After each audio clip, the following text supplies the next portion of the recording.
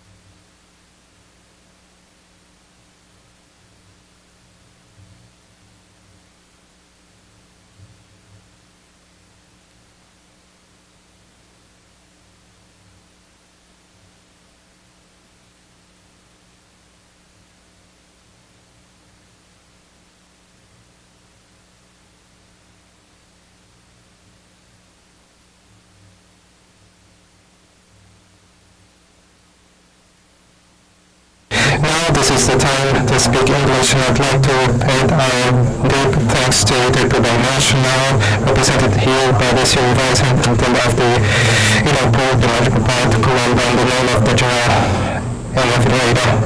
General Manager, also Leaches, and her team developed us to follow this event and for this infrastructure to be. The has been a very important minister this Brazilian agent ran with the orientations to work to build a just world and a sustainable planet. To Itaipu, our most sincere thanks. We also thank Yulia Cataratas for holding this event and having these events in this place that is the partnership of all the Brazilians and the world.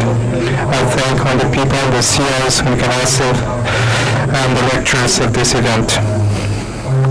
I thank you, our estimate pastor that helped to hold and share knowledge. We're really happy with your event.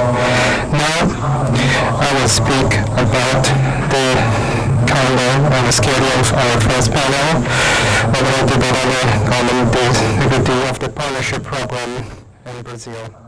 This panel will first produce successful experiences in the sector of natural resources and PPPs. The second panel will be moderated by Paul Parade, specialist from the bid adaptation to the debate on opportunities for green funding and strategies to move private add-ons to green assets. And I close my words saying that this event will contribute a lot for the events and will be a very important milestone in our president's. We will discuss and we have discussed on this event from the beginning of our plan with this infrastructure group along with the Inter-American Bank. It's a long goal that we have in our schedule from now. It is really happy to have this become true. I hope it is inspiration for the next policies of the Brazilian government and also other governments and for all the work we're carrying out every day. Thanks again for being here, and thank you, special thanks to Thiago, to Lucy and our team who worked a lot so that this becomes reality.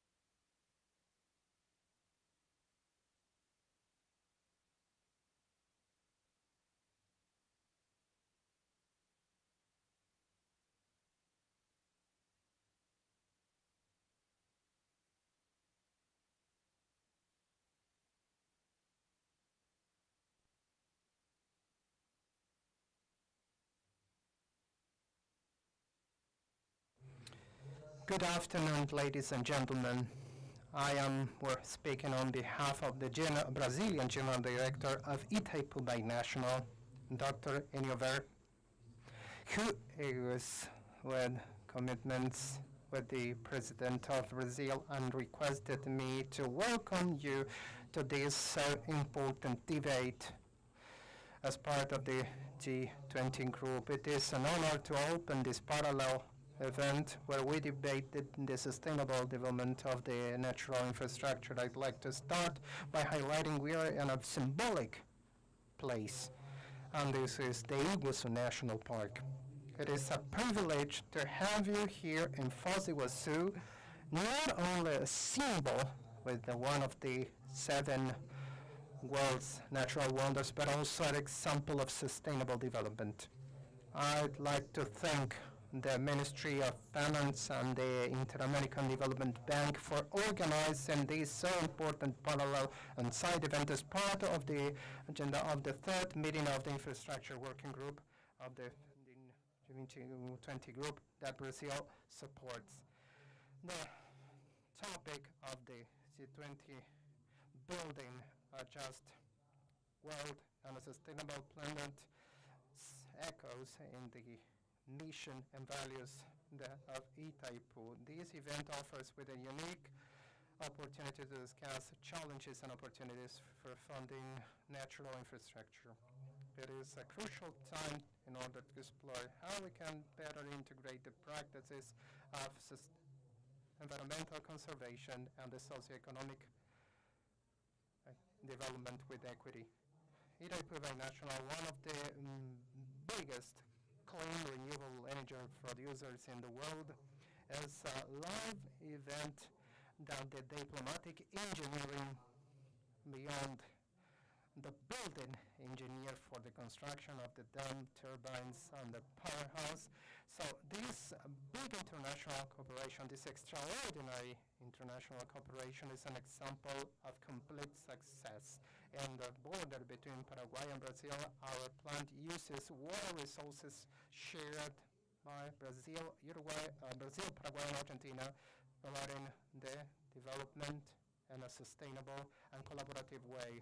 Since its foundation, Itaipu has been an example of territory development focused on people. Our actions are not limited to the development and production of energy. We are committed to the best practices for the life quality of the local communities, protecting the environment, education, health, programs, conservation, all is part of our daily work, and we believe that the economic development is only visible when all of these spheres are treated equally. In the context of the SDGs, our focus is on the SDGs 6 and 7, water and energy.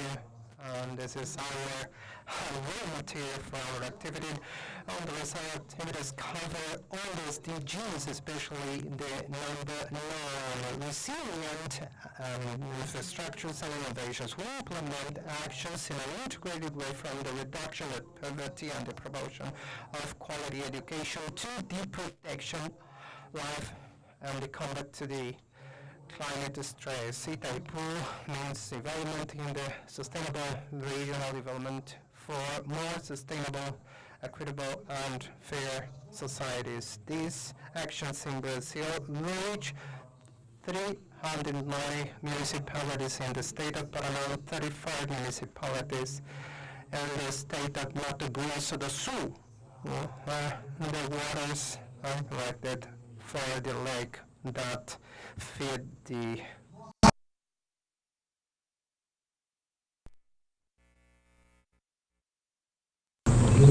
from the beginning.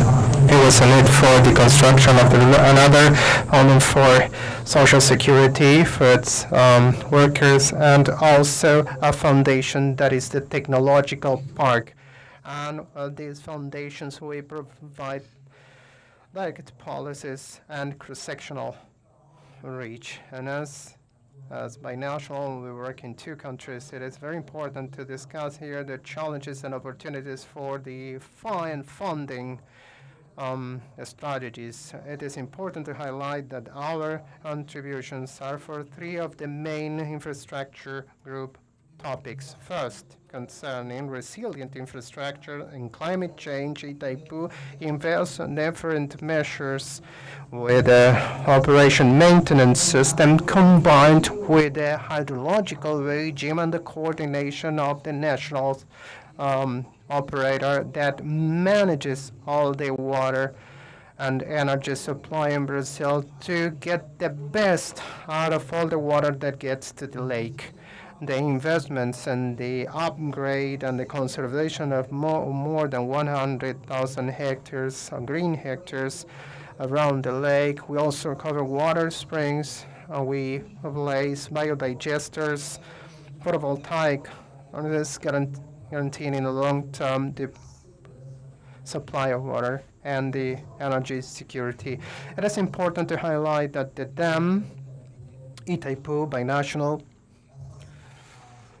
last week inaugurated the first hydrocarbonate biological production plant combining hydrogen or of that sustainable with decarbonization to reduce the greenhouse effect, all of that transformed in a new fuel. we'd like to stress another thing, and it is the reduction of poverty. We invest in different programs for the indigenous communities with reference for the management of waste, including new plants for recycling materials and exponential increase in the income of different collectors who work for the reuse of solid waste or recyclable materials, and different initiatives to protect the adolescents and children, and to also work besides different supports in the two big universities we have here, the UNILA and the University of the West, the Paraná. And Itaipu has played a crucial role for the cross-border inclusion with discussions that impact on health, approach a special tourism area, working with different government institutions to balance issues related to borders, for example, to control better migration and the reduction of the queues with the federal police during the high season of tourism.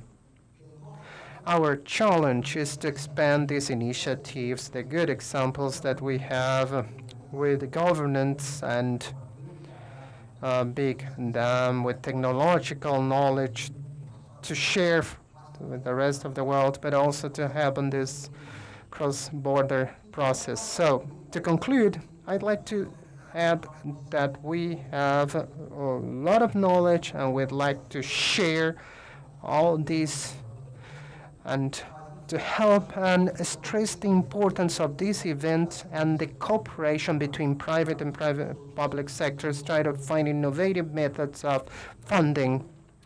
Brazil, no, the Brazilian energy research company announced that Brazil is one of the countries that is reaching zero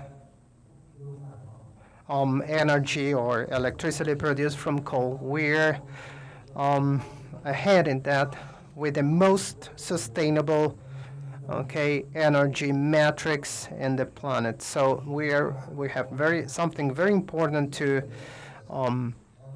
celebrate. We work on water, wind, and sun, and all automated with very high capacity, high voltage that started with Nepal, along with the Siemens from Germany at the beginning, a long time ago, around 40 years ago. Today, these are processes that are completely automated.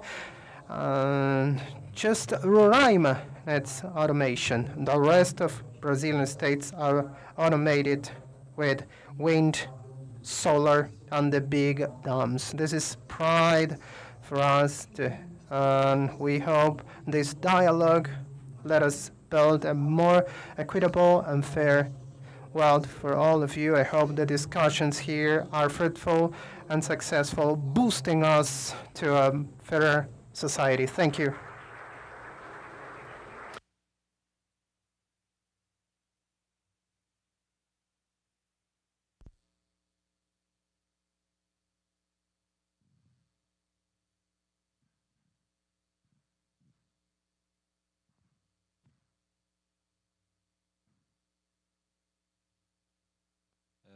Thank you, Professor.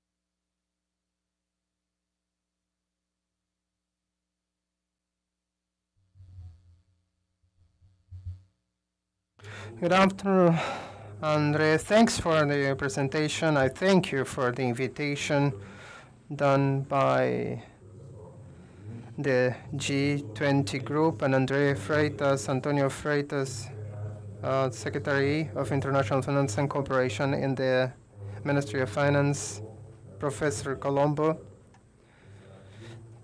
I thank Pablo as well for the invitation and Marlon. So I'd like to call here the panelists that will be part of this session. Initially, Alamo Itanelli from the Ministry of the Environment, Ministry of the Environment and Climate Change. I invite Renato Rosenberg, also from the Ministry of Environment and Director of Concessions on the Forest Brazilian System. I'm Munir Kalas, CEO with Urbia Cataratas, the concessionaire of this Iguaçu National Park.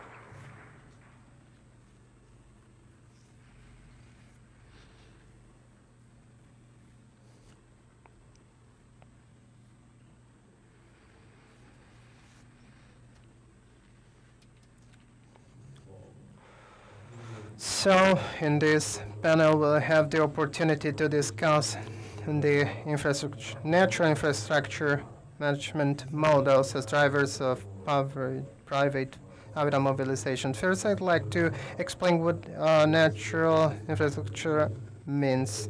And it means solutions based on nature for essential services and a sustainable service. The natural infrastructure covers conservation, management, and restoration of natural systems as parks and forests and so on.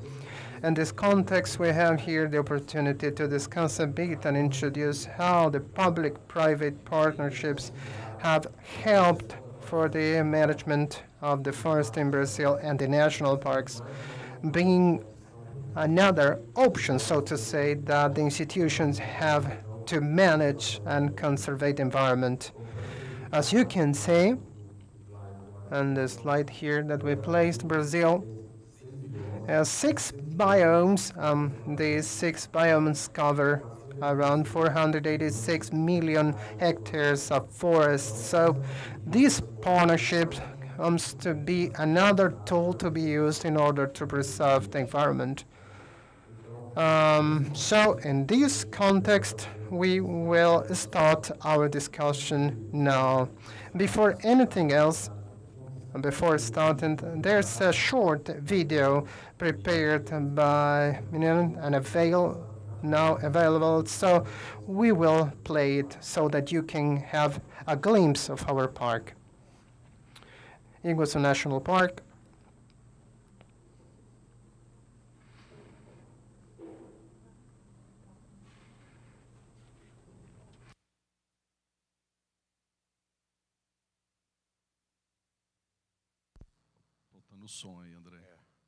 We have no sound. Just let the technical team know.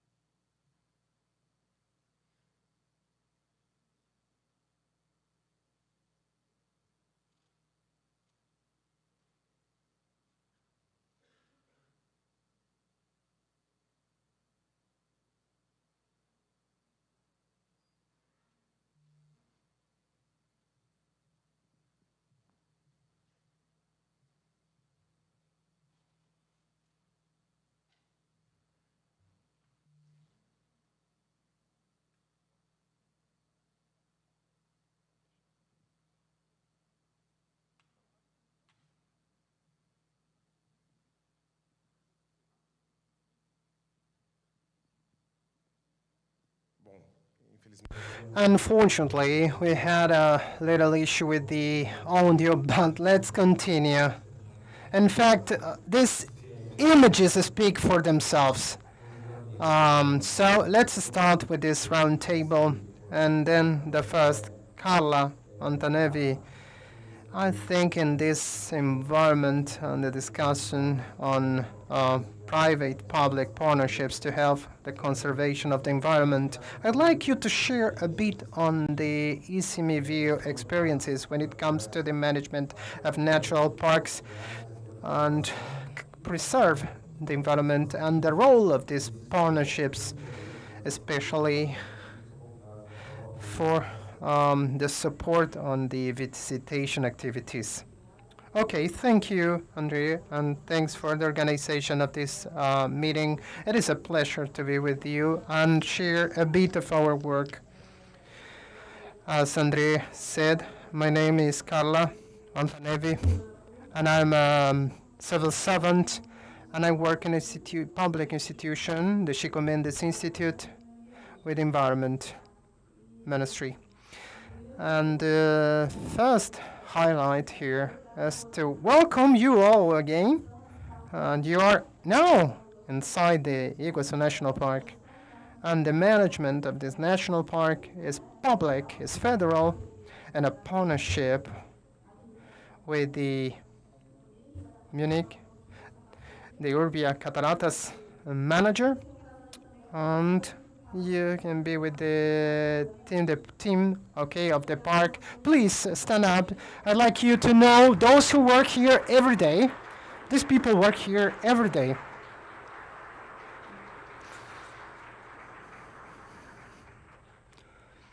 So the national parks are not a new category. Okay, you know it, and you know this mechanism is the same worldwide, and then we work with concessions, okay?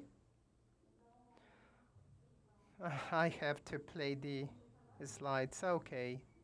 So the first challenge that we have is our dimensions. Our country is really large with 340 conservation units or protected areas to be managed, and most of them don't manage them with partnerships. It's just the public sector, and we have these preserved areas, and here starts a big challenge to cover all this surface. And with all these logics that we have to work with the management of the units to see how we work on the world, and this challenge when it comes to staff, to resources, how we can do it to work with. As you can see on the slide, they are 107 to be more accurate, and this with the federal public, okay, power. So the challenge is the territory, and we add other jurisdictions and all our federal states with the states and the municipalities. We have Brazil with many protected areas. So the territory is our challenge, and the partnerships here, the concessions. Okay, this is the topic of this meeting. It's a mechanism, among others, that we have to build the partnerships for some national parks. As you can see on the pictures, you can see, for example, concessions spread almost all over the regions in Brazil, with the exception of the Amazon, where we still do not have any concession when it comes to visitation. We have some forestry concessions, but not for visitation. So, and the strategy is to be able to have these landscapes, as you will get to know today. I think some of you don't know the Iguaçu Falls, but I hope on our is to cover and keep preserved these landscapes, and that visitors can enjoy this experience in these national parks at the same time. So from very anthropomorphized the environments that we can see in Foz do Iguaçu, with a lot of structure to cover 2.5 million visitors here, as we have some other ownerships with more pristine paths, with fewer visitors. So these partnerships help us to have diversity of experiences and in the diversity of biomes we have in Brazil, and that we are able to offer this to the visitors, and not only to the visitors in general, but to those who work here.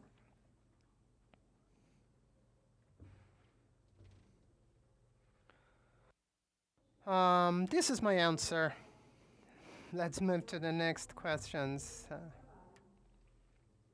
Great, Carla, thank you, thank you. Now, near um, with the partnership in this park, to tell us a bit about the experience with the concessionaire in the park, and tell us a bit about the challenges and the opportunities when managing the Iguaçu National Park. What are the main factors that help to the success of this partnership model, in your opinion? Okay, thank you. I'd like to welcome all our visitors again. It is a pleasure to have you all here. I'd like to stress this again. And Urbia Cataratas runs the management of this Iguaçu National Park. And to manage public visitation is actually a hard task, but it offers many opportunities. This park has over 175 hectares of rainforest protected and receives over 2 million visitors from 160 countries. The US is the third place. France is the fifth. Okay, and I'd like to announce here a victory to celebrate.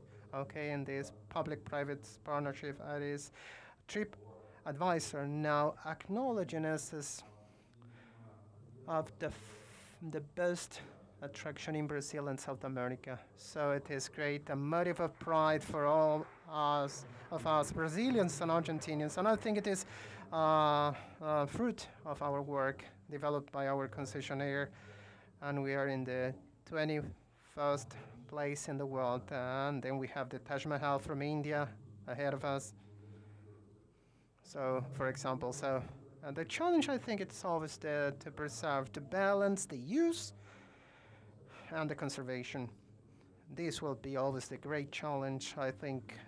Tourist visitors, when they arrive here, they see natural infrastructure as ours, they have to change their behavior and must understand that we are in a sensible and sensitive environment, that there is a whole ecosystem to protect, and this awareness, okay, is a challenge. Tourism demands this, okay, very quick awareness, new experiences, innovation, legislation is always a challenge for us. Carla, you know it. All the regulations we must comply with, okay, environmental regulations, okay, and this the protections against environmental crimes, I think, and felonies. I think it is a hard work that must be acknowledged, for example, to tackle hunting and any other threat. And this work is being very well done.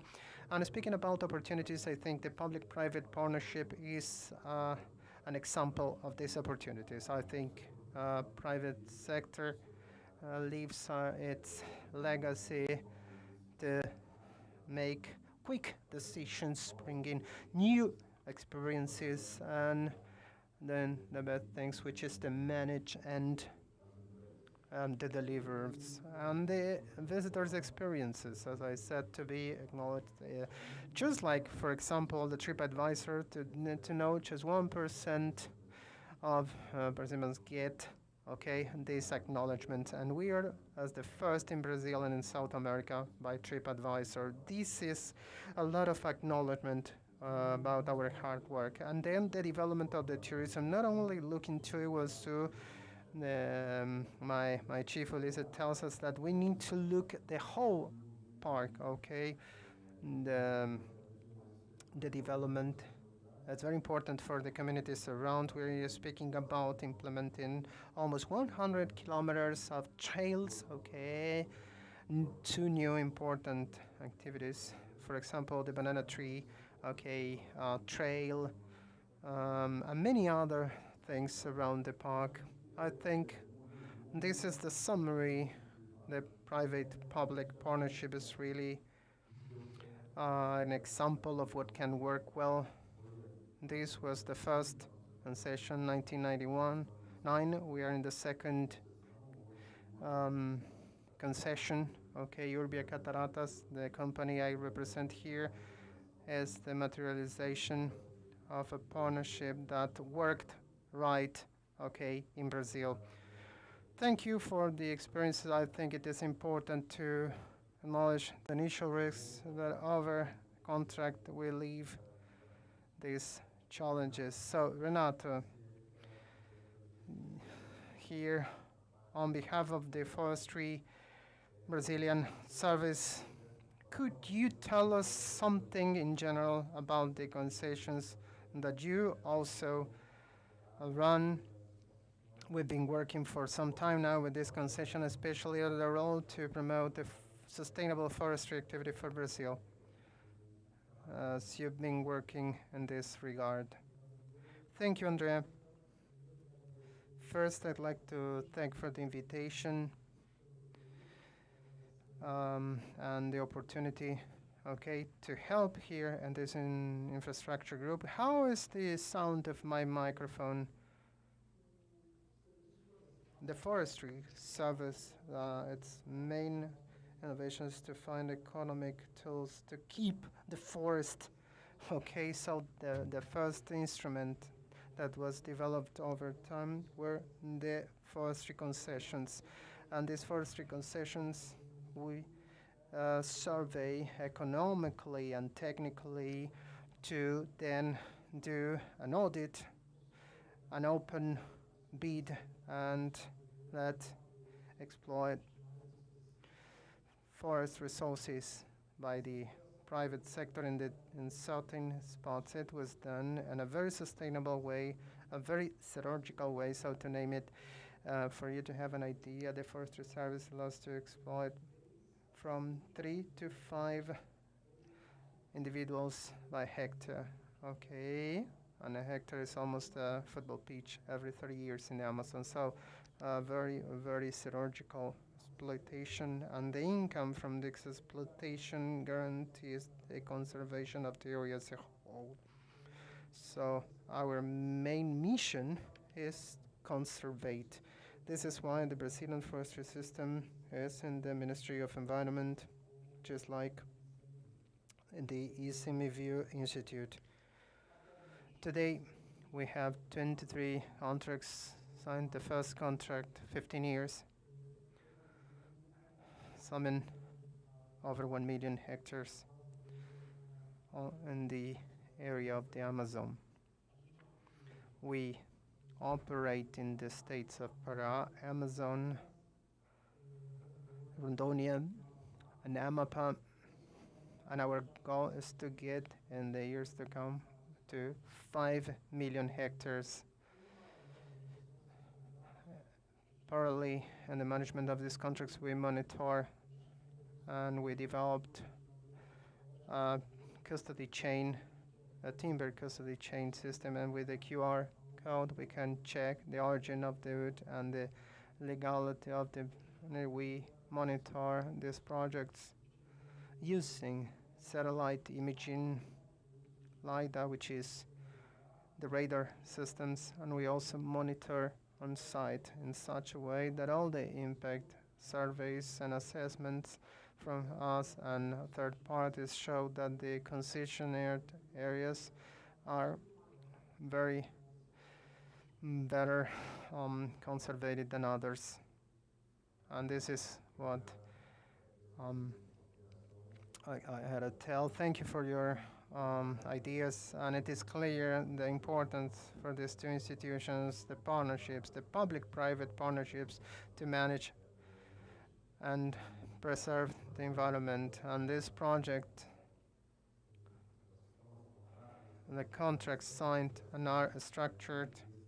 Many of them are qualified with investments with the federal government, and their projects, the fact of being qualified in a program, they have national priority of the public state administration in the administration and the control the states, the municipalities, and the federal service.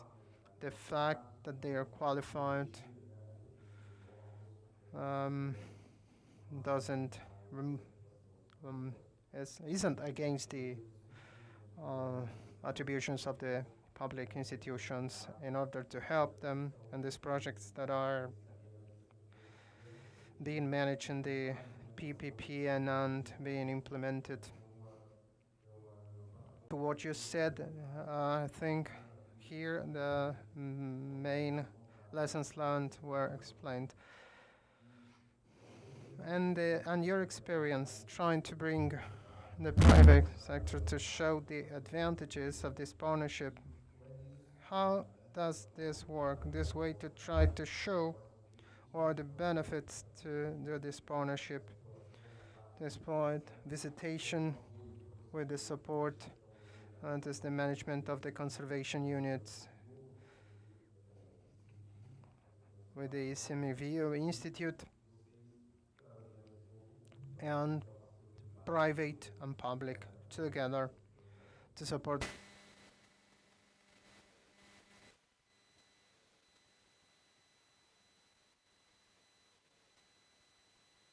for national parks in Brazil. I'll show you here, and just 11 concessions that we have. So in just 8 conservation units, and when we look to some countries where it is more developed, so this is the challenge to increase visitation in our parks. That is different in Iguaçu. As I said before, we have very significant visitations coming from 2 million here, just like in this picture.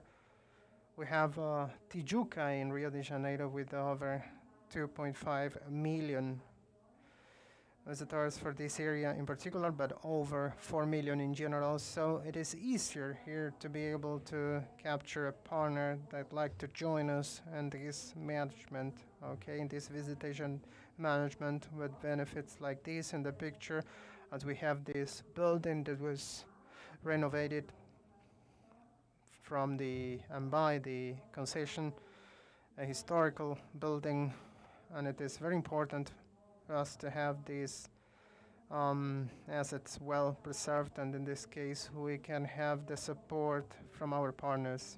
So just like we have in other parks, then we can have these structures. There big things that we have. So when private is a unit, a national park, and visitation where they can enter is much easier. Our challenge is to increase visitation, offer infrastructure, and so we are able to have a partner. So another picture to show other areas where we have private partners and the concession model that help us to restructure and help us, like, for example, can have more people to visit our parks, and this is our main goal. And you from different countries, for some countries it looks so old. When we look to the US, it looks like if they were 100 years ahead. So having this environment that they here, we are a bit distant from that. So where we can get people to feel they are in an environment where they feel at home and see this as part of their home, we can spread these benefits the rest of the society. Having environments like this, you can see, let us be closer to you, many of you, and for us are a reference. So we seek this to have people in the parks, parks that are accessible for everyone.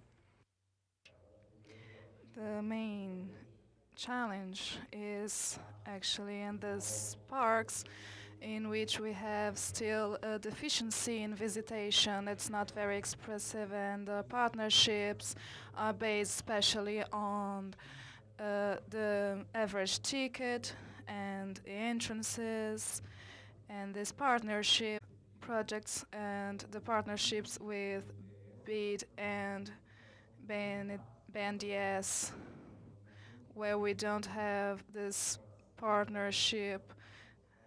Our When we talk about the conservation, we have two parks, Jaú, and they are close to Manaus, and they have visitation. The structure is very excipient. We have a very big challenge, so we can develop a partnership with private sector there.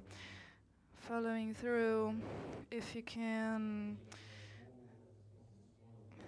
tell us about how the concessions and the partnerships between conservation and sustainability and development to improve the experience of the visitors in these parks, so we can have a position of our private partner.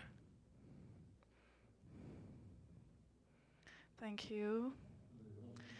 I believe so we can reach this balance, we have to promote conservation and information to the visitors. This is our main challenge. When you try to educate, it's always better than restricting.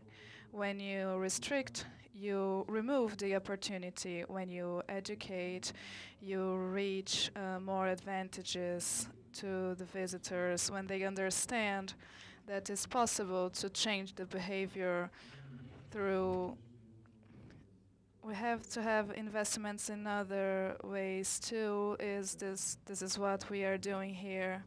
This question in 2023, we visited more. We avoided wasting more than 63 tons of waste. This is very important here. Our water, we have two stations of water treatment, and part of this system, this water is reused in our bathrooms.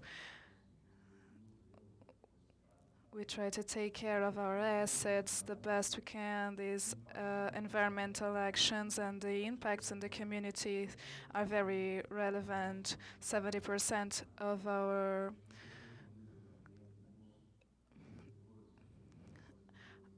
small the expositions inside our stores, and many products are sold. We try to support the ethnicities, the indigenous people around, the diversity of workers here. More than 10% are foreigners, and we managed to fulfill our diversity. And this demonstrates our commitment with sustainability, with community, and with the preservation.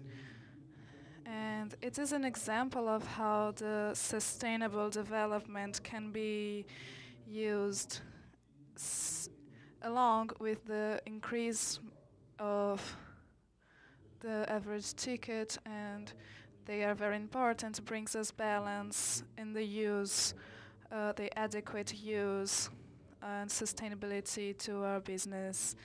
Here we have many examples, many positive examples that were reached along these years. And this brings us north to other concessions. We are already a concession of more than 20 years, and it's succeeding. We have many great examples of how a private-public partnership should work. It was good for us to discuss this matter, and we can explore a little more later with Carla and Renato this point where the local communities and indigenous folks that are around these units, the concessions, and they have this concern especially about the integration of these partnerships. We would like to add that in 2023 we received more than 24,000 students of public schools, and this partnership with ICMBU, the projects of environmental education, this is a number we expect to pass, and this is very important for them and for us to bring more consciousness about environment, about the parks, and this is going to determine our future, especially in these relationships.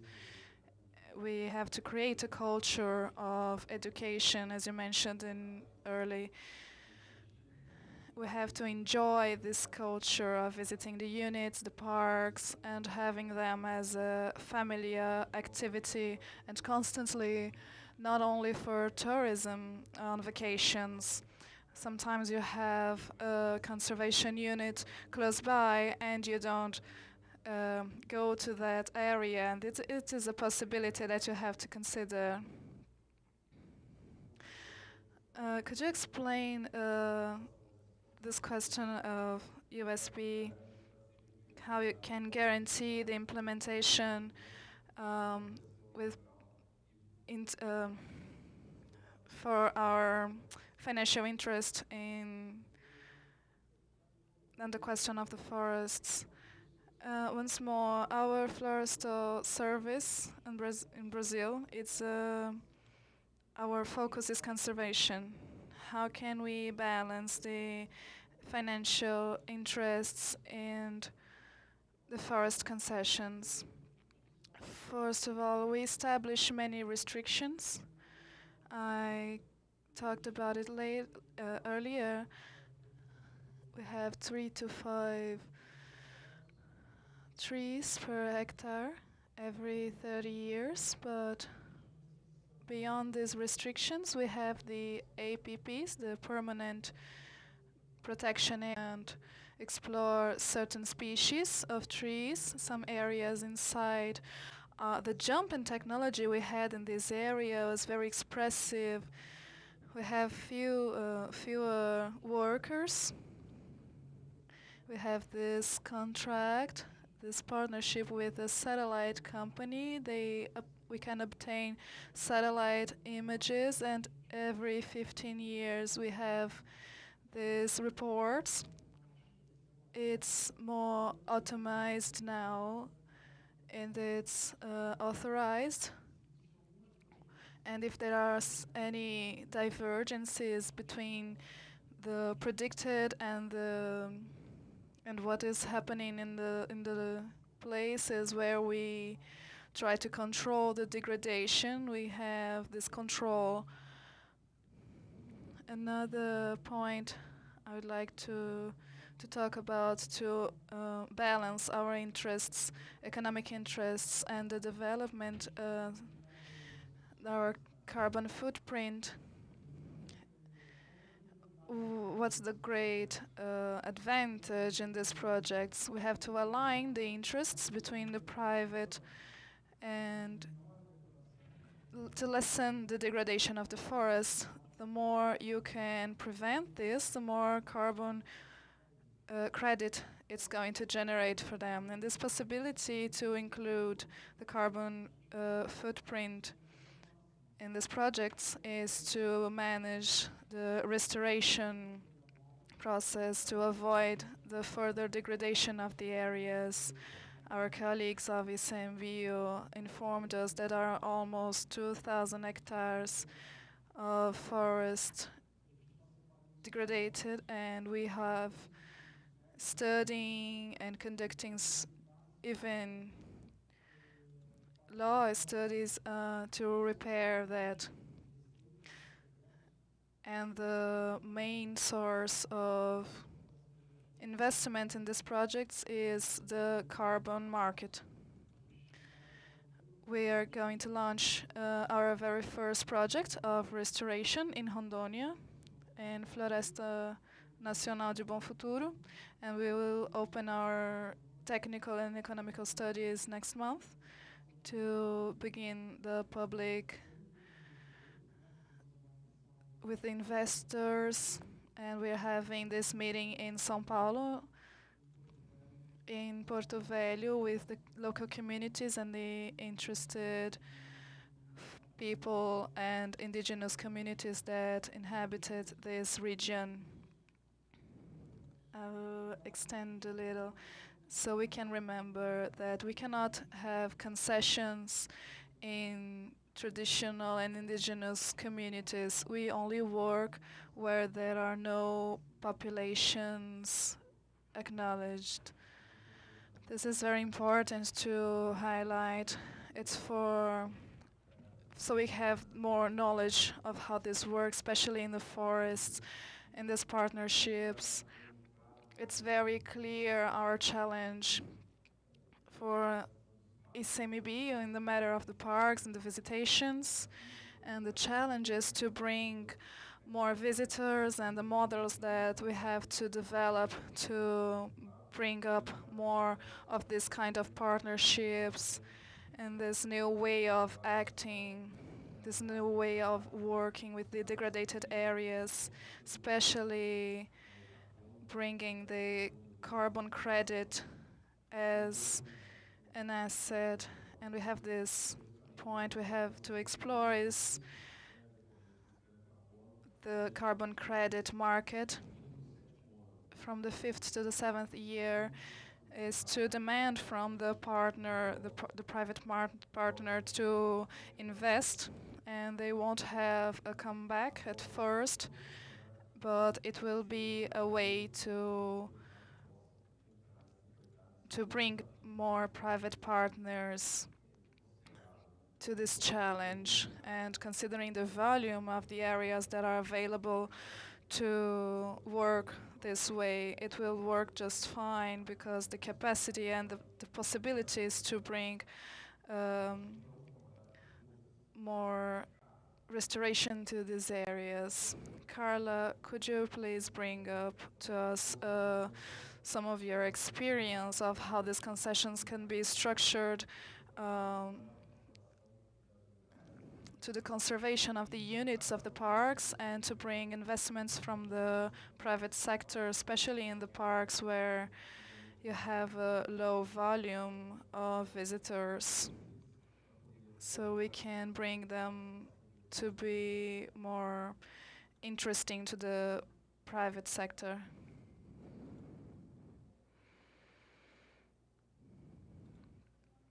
I would like to show you this map back to Brazil.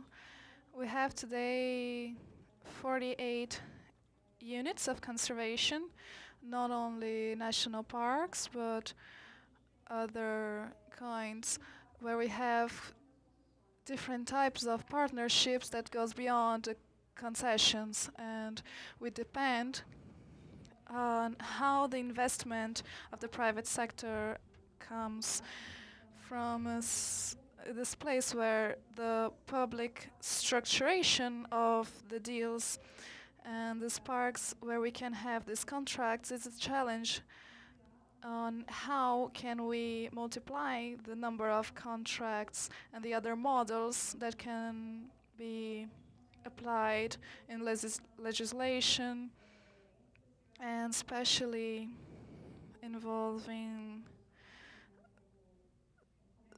the environment around the parks,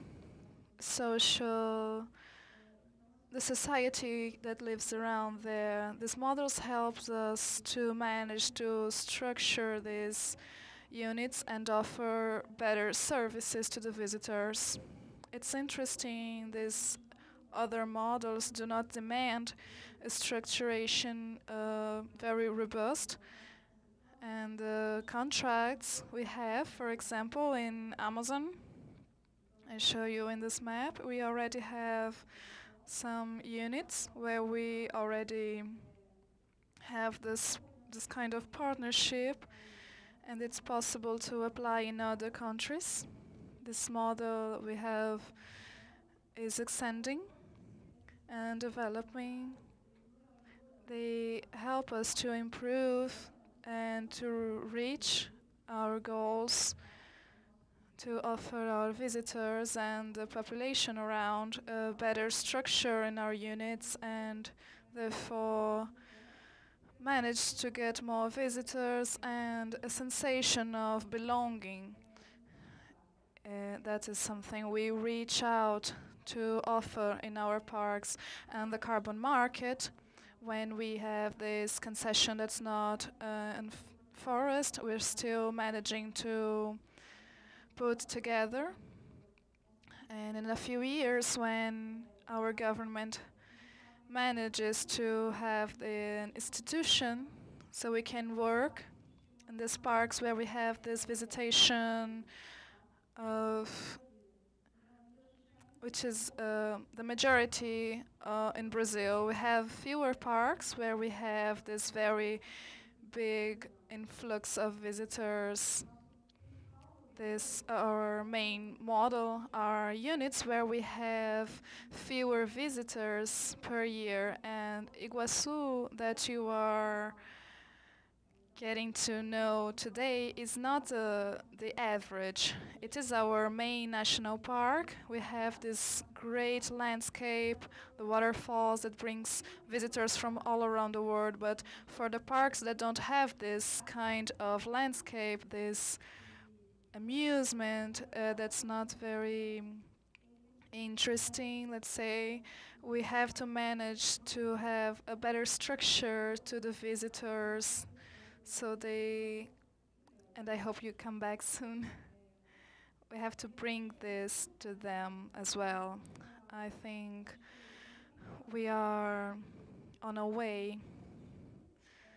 We are evolving and aligning to partners like Andrei, Albidio, that's coming in our support, and other entities of the government that help us to have a better structure in these projects, and our partners that help us as long as managing the national parks to have better projects and bring more investment. Thank you, Carla. Munir, I think I need now a vision on how to sustain this model. As you said, we have the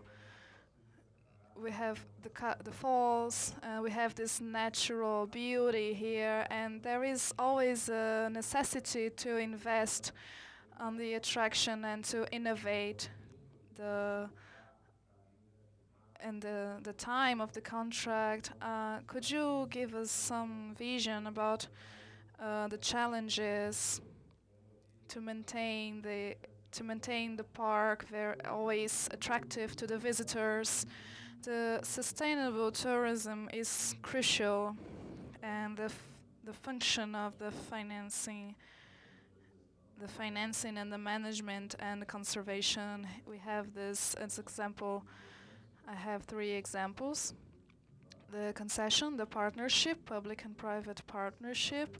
This strategy was very efficient because we reach for the specialists to operate, to work exactly on to play their role, and we have to manage our revenue.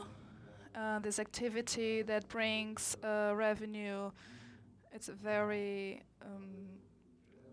imminent, and through the ticket and the experiences and the services that we offer. And of course, we can't lose focus here, the education, environmental education, and I would like to talk about financing inside the private sector. And I would like to make a presentation of what is about to become of the national park, so we can demonstrate the much importance that a public-private partnership has, I'm going to make it very quick. I will excuse myself and stand up. This is our future. This is the future of National Park. We hope it is approved by ICMBio. Can someone help me with the laser point here, please?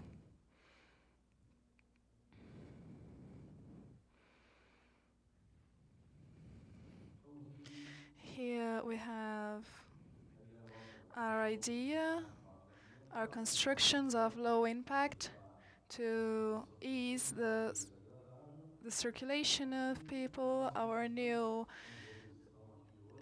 reception center. Here is going.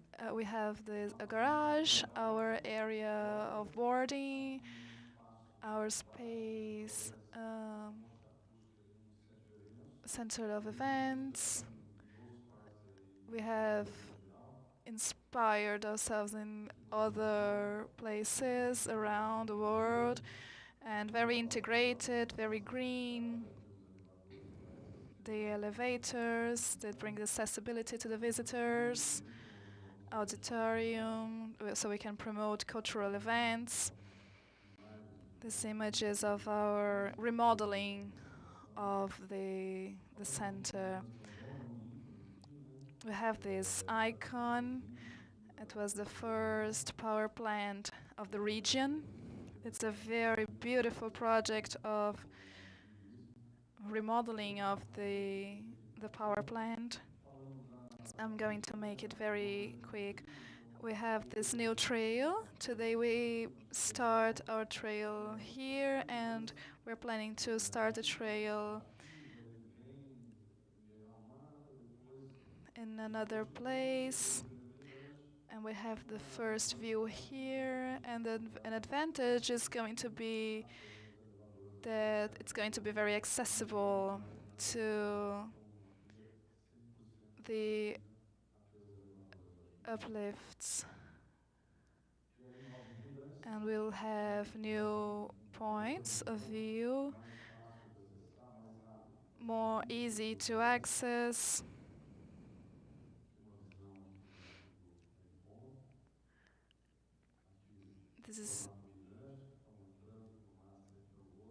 This is our new model. The elevators more modern, and also we have this concern to integrate our constructions, our infrastructure to the nature. This is going to be our restaurant and a boarding point to our visitors. The upper view, so we can acknowledge, we have to acknowledge our icon, Brazilian icon Santos Dumont, that's responsible for the creation of the national park. And this trail that goes up to the restaurant. This is new in this project. This boarding area, more modern and integrated. The parking lot for the buses. It's a very innovative project. And in contact with sustainability, our architect has this concern with environment, and it's acting already ahead of this project. This is a main view of our project. Our restaurant, Porto Canoas. This is it, Andre. I think I answered. This partnership is very successful, but it needs to stand still and have sustainability as one of its pillars. And the revenues explored today by Urbia Cataratas gives us opportunity to reinvest and in our ecosystem and in sustainability. Thank you so much. Renato, thank you. I'm going to end this round. And which are the main challenges in our partnerships to come when we talk about management and restoration and the units that are close by, especially where you are in Amazon with the indigenous people, and how you manage to bring balance to that. Thank you, Andrei. The challenges are many, and it's good that I only have 5 minutes, so I can't address them all. The very first challenge is the communication. It's almost ironical that my colleagues brought these wonderful images on PowerPoint, because to communicate with the public is a little easier than to manage the forest assets, natural assets. It's very difficult to argue, to discuss, to have this way of communication that, for example, to talk of how cutting a tree can bring to conservation. We've been working in these matters alongside with the British government and with many other partners. And our challenges are that the forest section competes with the illegal forest market. And the care about the workers, it's everything is very different, that it increases the value of the product in the end of the line, and 75% of our production goes to exportation. That it is a very important acknowledgement from the market of our established value of our products. And the third challenge is to rethink other kinds of revenue. And our main product is the wood, the other is the coal, and we have to think about other sources of revenue like tourism and bioeconomy, oil production, productions of non-derived wood, derived from wood products, and in a more structured way. Before speaking about our revenue and the partnerships with the communities, I would like to point out that something we have been discussing with the financial system, and it's important to bring to this debate. Many times the forest, standing as it is not viewed as a financial asset. For example, a rural producer can use this area as a financial product, but a producer that has this other way to work cannot use this asset as a financial guarantee, and we have to change this view. And how we've been dealing with the communities. The first point is our main function is not to, by law, we have to divide our results, our revenues to the municipalities, and alongside with BNDES and ICMBU that brought this instrument inside the contracts, and to apply the private partners to transfer to an account and are obliged to use these resources respecting the interests of the communities around the areas of concession, under concession. In case on the matter of concessions of restoration, we have some issues with the indigenous communities alongside the areas. And when the private partner reaches some indicators, they get these financial bonuses. We have used this instrument to hire indigenous people and to buy seeds, especially to the restoration of these very communities. I thank you all for your panels, and I open up for the questions of the audience. We have a few minutes still.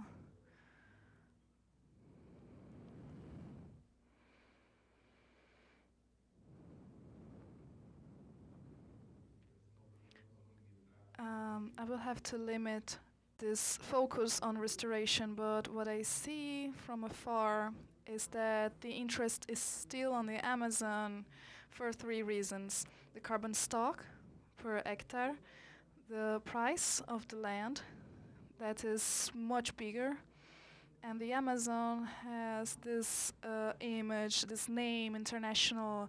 It's very appealing to the market, but we have to discuss it further. Another question. Actually, it's a reflection that I would like to bring to Munir. It's very interesting, the new model, but we already have a helicopter, the planes, we have machinery around the park, and then we'll have this structure where the sounds are going to bring discomfort to the animals of the park. You have maybe to consider that. And the space of Santos Dumont, it's very deserving. But we have André Rebouças, that was this conservationist and a scientist, a researcher, that we don't give credit to him, we don't hear of him, we don't value this figure. We should maybe consider bringing this historical personality to acknowledge him. Thank you.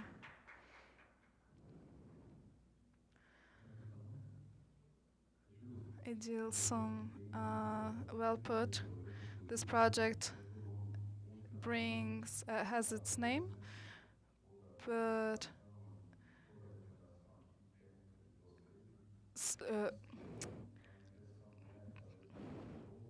it's not to have a big show here. Our intention is to bring local artists, and we have here culturally many great names. We have to give space to them so they can shine. The name is not actually linked only to the shows. It's going to be a cultural space. But you are right, well remembered. Where I thank you for acknowledging André Rebouças. He is a protector of the environment and has this very important legacy. I believe the project, when ICMBio thought about the name, it was actually because of the role he had in the national park. We have to acknowledge Santos Dumont, and I agree with you. Let's think about this. But Santos Dumont has a very important role in the transformation of the park. But I think it's fair enough to pay our honors to André Rebouças. But Santos Dumont, we have to give actual value to what he, because he was the one that made possible the acknowledgement of our great national natural beauty into a national park. But it's well deserved, this defense of Santos Dumont, I will have to acknowledge that. Thank you, Udo. I thank you. I thank the panelists, our colleagues, for participating. Thank you. Good afternoon.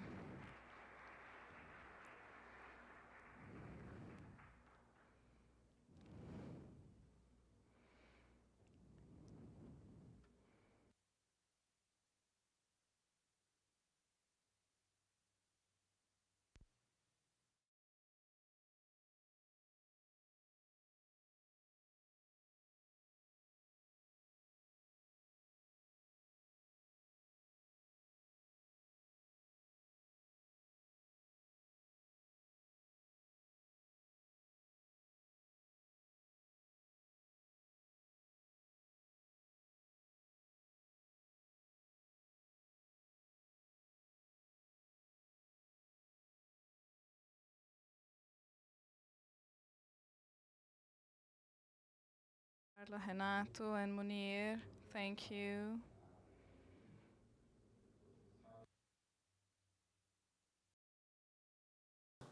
And it provides a reflection to all of us from the G20 on the importance of our natural infrastructures and how we can finance such infrastructures as well. So now for the second panel, mobilization of private capital for the development of green assets. I would like to call Pablo Pereira dos Santos from the Inter-American Development Bank. Most of you already know Pablo, but he is co-organizing this workshop. So thank you, Pablo, again. Pablo is a professional with more than 20 years of experience in the public sector in the areas of economic policy and finance for development.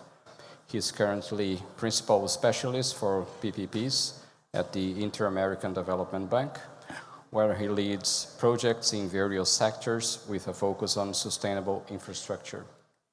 Before joining the IDB, he worked for the Brazilian government for 17 years as a career official at the Ministry of Finance, where he held various positions, including Secretary for Economic Monitoring under the Secretary for Microeconomic Affairs.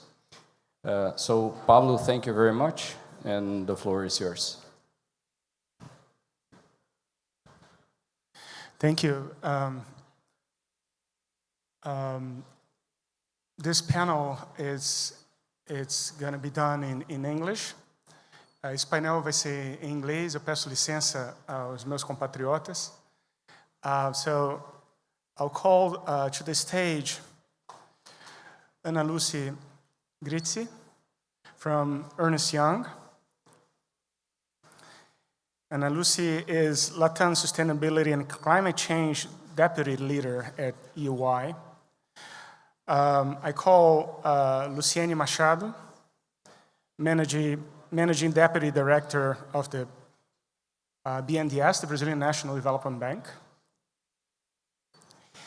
And Kurt Forsgren from Standard & Poor's.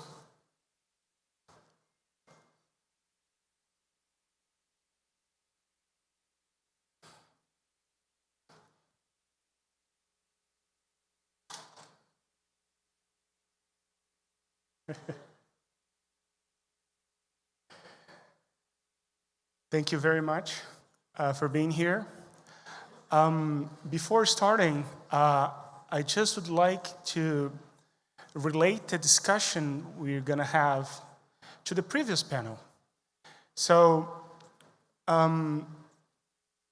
there are three key concepts that I think we should keep in mind when we talk about infrastructure assets, including natural assets. So the first one is funding.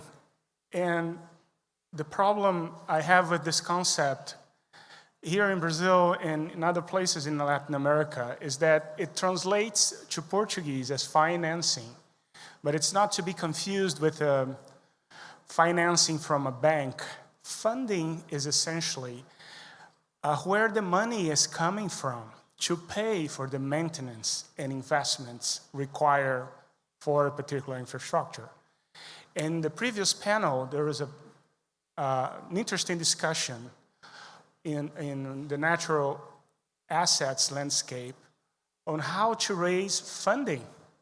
So our fellow panelists talked about user fees, talked about carbon credits, and talked about other sources of revenues related to the sustainable development of those assets. So it's key before anything else that you guarantee that those assets generate a sustainable cash flow. And that's what we call funding, right? So the second key concept is what in English, and I apologize for the jargon, but it's called delivery. It can also be called management. So you can have public management and you can have private management. Different countries, considering their political context, institutional context, whatnot, they choose different types of management. And we saw in the previous panel that in Brazil, and I won't go into why this is so, but an option that has been promoted is to go for private management, and not to be confused with privatization. It's just a way of managing the assets that so far, from the account of our previous panelists, have worked well together with funding, right? So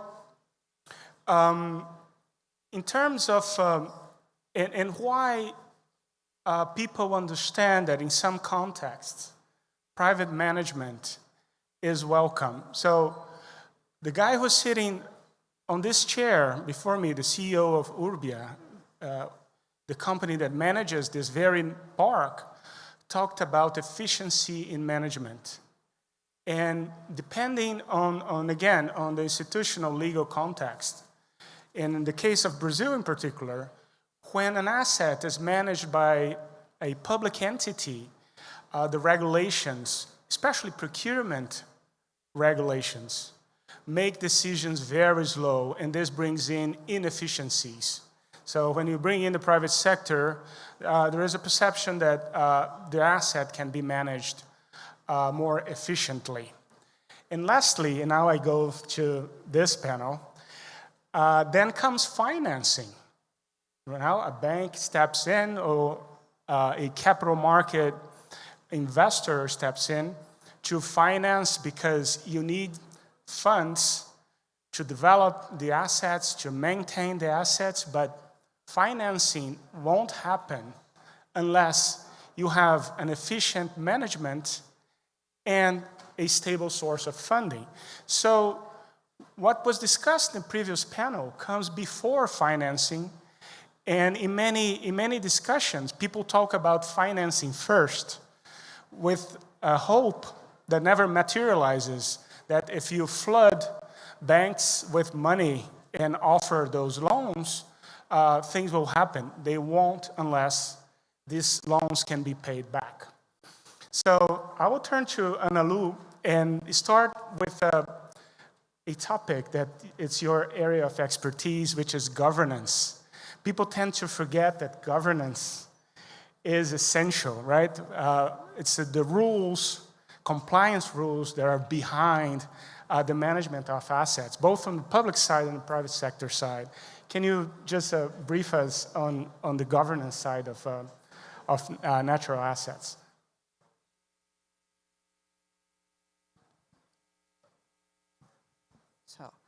So thank you very much for the invitation. It's a pleasure to be here with you, been here with these panelists as well.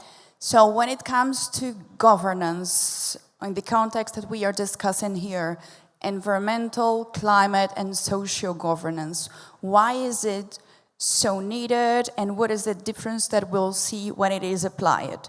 if we get to corporate governance, a step back and understand that it implies a decision structure and a supervision structure in order to achieve the goals of a company, we can translate it to the environmental, climate, and social governance also within this structured decision and also the supervision process. And how we do that?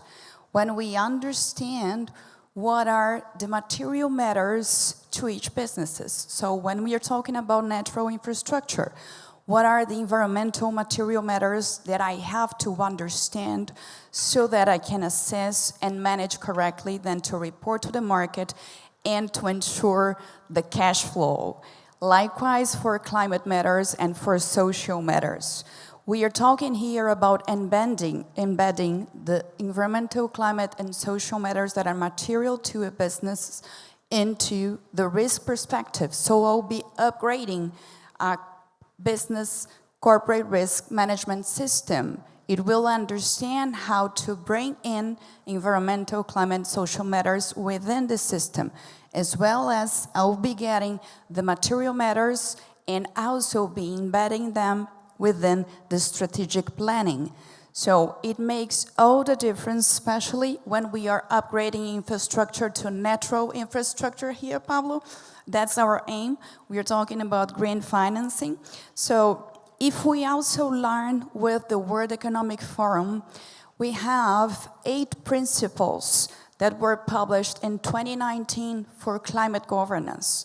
Of course that this is focused on leadership of companies, but getting it and using it in our context, I need to understand the material matters, and these will be the difference in order to ensure the cash flow. So if I take this principle, accountability, I will be talking about subject command, I will be talking about the leadership structure, the board structure, and also the C-suite structure. I'll be talking about materiality assessments for sure, the exchange with peers. One point that I would like to highlight here, we are all learning how to do green finance and also talk about natural infrastructure. That's not how any of us was taught regarding economics or even at college. This is new, we have to think different. We are also talking about incentivization. If we don't have incentives, we will not shift the way that we understand infrastructure and how we get it to a green infrastructure. So it demands leaving our comfort zone and then reaching another point. It's innovation and it has to go with a different thinking. And for sure, we'll be talking about the report. It is as material as all these paths. If we don't report, if we don't disclose to the market the benefits, the win-win game that we have from natural infrastructure here, nature-based solutions, we won't get there. Last panel, we were talking about that we are not good at branding, especially with the forest concessions. We are very bad at branding.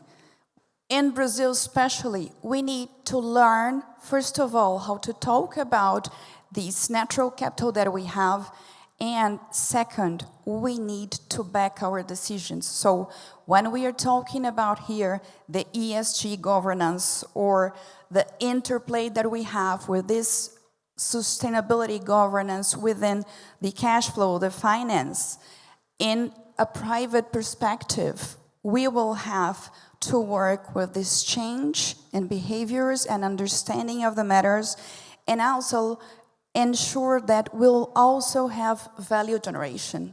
So we can be talking about the best project, or we can flood the banks with the money, but the projects won't go because we will not ensure that we'll have value generation at the end. And also stewardship. I believe, and at least in this 20-year career that I have in sustainability, stewardship now is of the essence. And stewardship from the guys and the girls that have the money is the most efficient one. So we have to get the multilateral development banks here, we have to get the decisions from G20, and we have to incentivize correctly.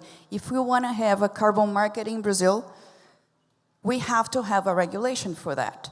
So how are we connecting here, and I will stop my comment on this, how are we connecting this park to the other ones in the South region, which is not the hotspot for carbon projects? We have to value natural capital, and we have to understand how to do it within our own economic directives. We need regulation, at least for a minimum safety that the finance will be there and can be used, but investors will not come and we will not be able to translate it into actions if we are not able to regulate the minimum grounds for the carbon law, for instance.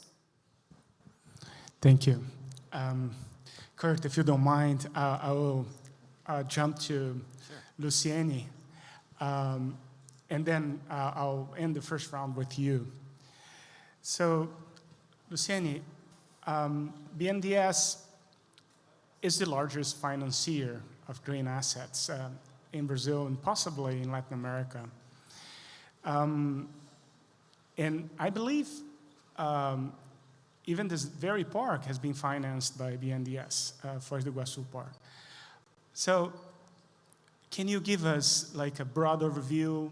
How is your experience, in financing green assets, challenges and opportunities? For sure. Good afternoon, everyone. Thanks, Pablo. Thanks, the Infrastructure Working Group from G20 for this kind of invitation to BNDES to be part of this panel. It's really a pleasure to talk about this. For those who are probably not that familiar with BNDES, we are the Brazilian Development Bank.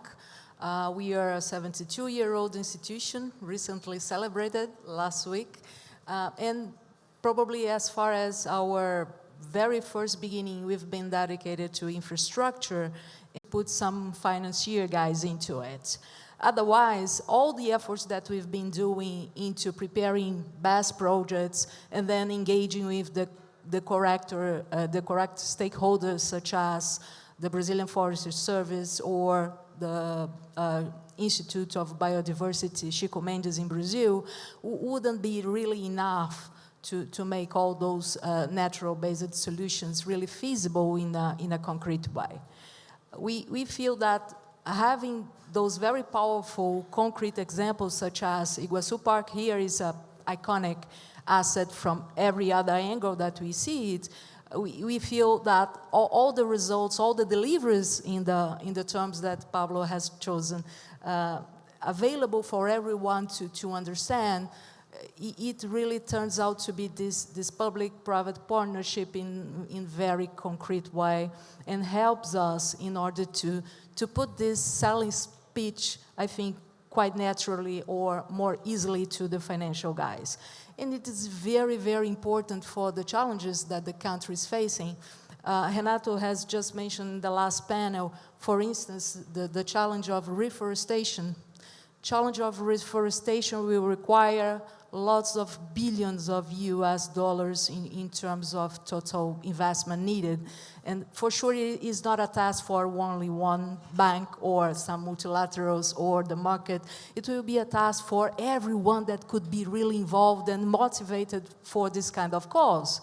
For sure, if we don't have, or if we are not able enough to put this pitch forward in order to make this sensible or reasonable for everyone, we will have some problems into the course of make those assets, I think, feasible.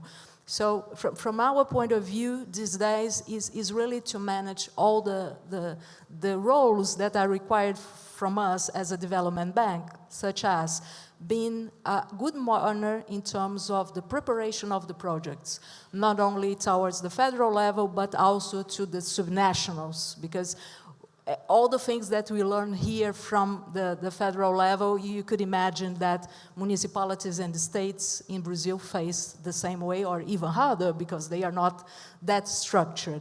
The second role is BNDES as a development bank manage some specific funds. And you're probably aware of that we manage probably the biggest RED Plus fund in the world, which is the Amazon Fund, and then the Green Climate Fund as well. So we do have to play a role. It's for us to do this kind of blending solutions in order to attract private funding to help us in such a sense. And maybe the third way, the last one, just to put in the time that we have, would be to attract the market. Infrastructure in Brazil has been highly financed by capital markets, fixed capital markets, but they do require some specific assumptions to step in, and probably being an anchor or having been anchors such as multilateral, such IDB and BNDES, probably we've got a better way to engage in this task, involving them with us to perform this role. I'll step like this and leave the rest for the second question. Thank you. We'll have an opportunity to follow up on many of the things you said. Turning to you, Kurt, my apologies that I don't think you had an opportunity to introduce yourself, but if you can just briefly, before answering my question, just to talk a little bit about what you do. You know, that those letter grades that are so important for financiers, you know, because especially when an asset is not well understood, you know, I think the role of a credit rating is key to kind of level the understanding of the risks involved in those assets. So it's really, really key. And S&P has recently developed a new methodology, you know, this methodology. And before that, a little bit about you, too. Sure. Well, thank you, Pablo, and thank you for this invitation to participate. And to my fellow panelists, it's really a privilege and an honor to be here with you all today. And S&P is a big supporter of the G20 and recognizes that there's a huge gap for adaptation and mitigation financing strategies globally, even within the G20. So an opportunity to participate and share our perspectives and add transparency and how we look at things is really an honor. So thank you for your attention today. Well, I'll just keep my bio very brief. I think you probably have it, but I started my career 30 years ago at S&P Global, and I didn't work in the mailroom, but I did start as an analyst and have worked my way through different paths within S&P, but primarily working mostly in the public finance sector. So our team has analysts that cover sovereign credits, sovereign country credits, as well as sub-sovereign credits like states and municipalities. I tend to work in the infrastructure space, but also have worked with our sustainable finance team and had an opportunity to work globally and support their initiatives to develop opinions and views as it relates to sustainable finance. So that's a bit of my background and experience, and again, it lended me a lot of perspective when it comes to these issues related to natural assets. You know, first of all, just stepping back, as you suggested, that a credit rating is really just it's a scale of A, AAA to D that really gives us a perspective on our view of credit quality, really both qualitative, what's the capacity of issuers to repay their obligations to lenders, and qualitative, what's their willingness to pay. So a lot of people can kind of crunch the numbers and see how wealthy you are, what your cash flow looks like, but really, and we get to this as we talk about management, really, is, you know, what is your capacity, what is your willingness to pay?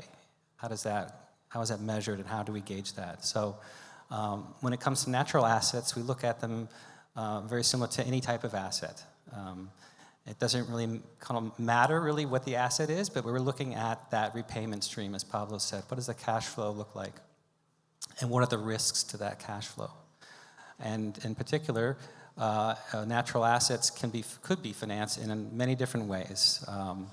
They could be financed by a corporation, could be a pledge of the general fund of the corporation, unsecured credit.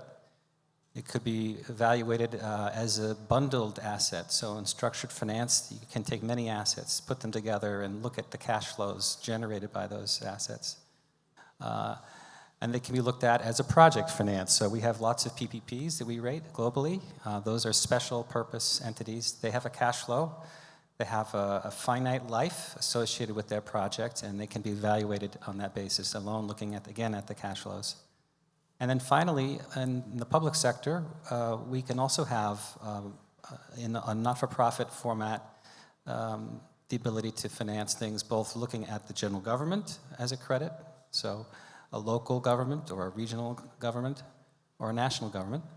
And we also have, and getting to the point really, is a public-private view of not-for-profit corporate foundations. So these are not-for-public, not-for-profit corporations, which operate in many cases in the U.S., manage concessions related to natural environment and natural assets. Okay, thank you. Getting back to Joanna Lu, so perhaps in the second round, if we could go into more concrete examples. I mean, there are so many things to unpack on what you said, related to governance, transparency, and how important it is to all stakeholders involved, right? And you've been working with this topic, as you said, for quite some time. And how do you see the market evolving? Are these governance issues being adopted, or in Brazil, elsewhere? How has the market absorbed, these standards? So this is quite interesting, Pablo. Till 4 years ago, I wouldn't imagine that right now, at least for Brazil, we would be in the step that we are when it comes to incorporating environmental, climate, and social governance matters within the financial system rules. So the maturity level is not connected to the degree of development of countries, and this is a proof that we have in Brazil. Even if we look at LATAM, Brazil is really advanced when it comes to the financial system incorporating these matters. And why is that? Because environmental risks are financial risks. This is very simple in country, but a very mature one in terms of regulation. In 2021, our central bank launched a package of ESG regulation, telling the banks that they had to start assessing this data and incorporating it within their risk management systems. And of course, that by understanding the risks, they could also foresee the opportunities. But this was a unique movement, but it's not the only one. The Central Bank of Brazil continues to upgrade its rules. As I told you, we are all learning about this green economy and the shift that we have to implement from the main course to the green course now. So it means that if we started with qualitative data, now we need to go one step ahead and understand how to connect the qualitative data that we have to quantitative data. So we need to have the numbers within the financial statements. This is the current step of the Central Bank of Brazil. There has been a very recent public consultation collecting subsidies in order to understand which kind of KPIs banks are using, for instance, to measure climate risks. And we don't stop here, because this is one branch of the financial system. If we look at the whole financial system, we go to the securities, to the capital markets. They are also advanced, and again, they are advanced because they need to understand these new risks that have to be inserted in the financial statements, because if not, they will be losing money. So if we need to continue generating value here, we need to understand these new risks. So the capital markets in Brazil also has new rules, not only regarding reporting, but also understanding the impacts on the operations of companies. Of course, that the last step will always be reporting. For instance, our securities here, our Brazilian SEC, has published a rule last October called S1 and S2. They will be enforced. It is already enforced, but they will be effective as of 2026 for public listed companies. And they will demand reasonable assurance. So this is going to be a complete shift in the market because we're going to flood the market with data that was never there regarding these new risks that are totally connected to what we are discussing here. But there is another step also. Our insurance here authority has also issued a rule, June 2022, to incorporate social, environmental, and climate risks and opportunities within the insurance sector. So we are several steps ahead. The point now is we need to continue upgrading, such as the central bank has been doing, but this upgrade has to result in value for the companies. So the current step is how we value nature. So this is one point. How we make public sector understand that we need a very strong public policy that will drive us to this new low carbon, bio, and circular economy. Right now, we have different directives, and we don't have incentives. We need financial incentives for that. Okay, so it's very promising. So it means that going green is good for business. So, and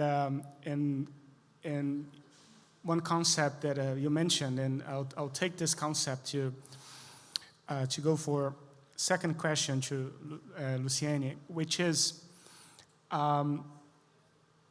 sustainability is all about risk, right? Or better said, de-risking, right? And doesn't matter if you're a public or private bank, you do care about risk quite a bit. And of course, as BNDES is a public bank, its resources are limited. It cannot finance the whole world. And it plays a role in mobilizing private financing. And I think the de-risking, is key. And how do you work with all of that? You know, being a public bank, having a better understanding of the local market, but at the same time, you're faced with more demand than you can supply. And how do you see BNDES's role in mobilizing private financing? Very good question, Pablo. Well, first of all, despite of being public bank in Brazil, it will seem, I think, a bit awkward to our colleagues from other countries, but a public bank in Brazil has to obey each and every law any private bank in Brazil has to. So any kind of, or every kind of concern that Analu has said, we do have as well, because we do obey all central banks' several laws, and we do have to perform all the regulation accordingly, just like any other private bank. And in some way, it's very good. It's very cautious, considering, well, the taxpayers' money that are related to BNDES in order to better explore. And it makes us very, I think, sensitive to this kind of things related to risk. And for sure, when it comes to natural-based assets in general, we are just internally in this path of trying to move from a qualitative point of view in terms of assessing those risks in order to convert this in a quantitative way that it goes to, I think, business at the end to translate in some letters to really put a sign on if it's a good risk or not, and how much we're going to charge according to the risk perceived.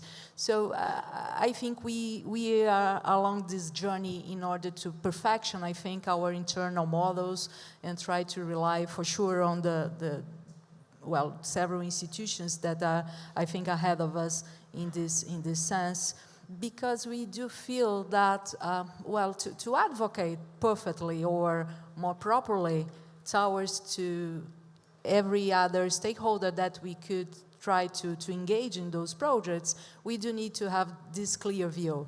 Concerning the traditional infrastructure, we have moved along, I think, a long way, and we feel and we have data, I think, to be just a bit confident that we do reflect the proper risk, engineering risk or demanding risk or any other kind of risks in Brazil, because we have 70 years of, well, seeing things, bad things happening at the end.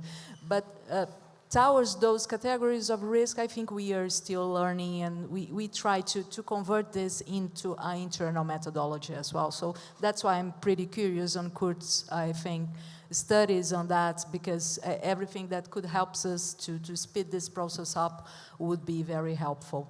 And at the end, if we move to a more, I think, traditional way to engage not only the institutional investors, multilaterals, the ones that we are very acquainted to talk to related to those projects, towards a more general market, a capital market people that are used to infrastructure assets in a broad range, we do need certification. We do pretty much rely on this external view of assessing risk, because if it's difficult for us, probably for them it's even more tougher. And it seems fair, I think, that we could develop some systems for them to be very comfortable in order to share part of this risk with us.